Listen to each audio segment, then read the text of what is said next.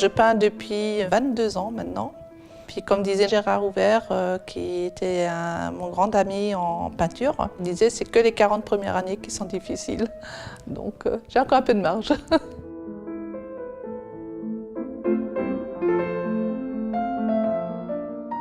J'ai commencé donc avec des cours de dessin, des cours d'aquarelle. Après, j'ai travaillé la peinture à l'huile pendant une dizaine d'années.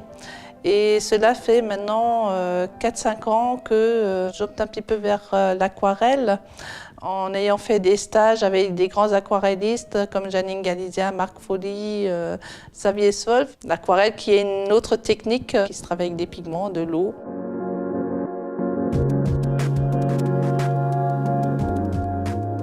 Une aquarelle, pour moi, c'est de la patience, c'est un compromis, c'est une compréhension, c'est une adaptation et c'est une observation. On part toujours d'un dessin très précis au départ et après réussir à l'abstraire avec un jeu d'eau, de couleurs, de pigments, gestuellement. En plus, avec des gros pinceaux, se libérer. Voilà.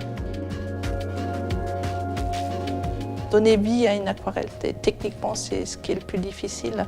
Alors qu'en peinture à l'huile, on peut retravailler, retoucher. Une aquarelle, pour qu'elle soit lumineuse, transparente, elle est réalisée d'un geste. L'aquarelle nécessite beaucoup de techniques et beaucoup de travail quotidien. Parce que quand on s'arrête d'aquareller, on met 2 jours à retrouver son geste. Puisque tout se passe dans l'intelligence du pinceau, dans le poignet. Je travaille de temps en temps à l'extérieur, donc des sujets, des paysages. Mais comme toujours, j'aime bien interpréter la femme, donc je l'interprète également en aquarelle.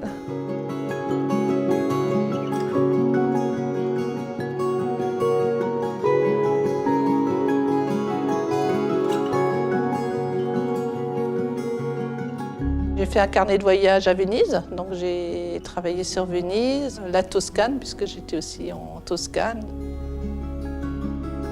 Faire des carnets de voyage est quelque chose de très intéressant et important pour l'artiste, puisqu'on s'installe en plein centre-ville. Au lieu de prendre des photos, on fait des dessins et après on les exploite pour en sortir des tableaux. Ce qui est intéressant, c'est de ne pas s'enfermer dans un système et de toujours créer.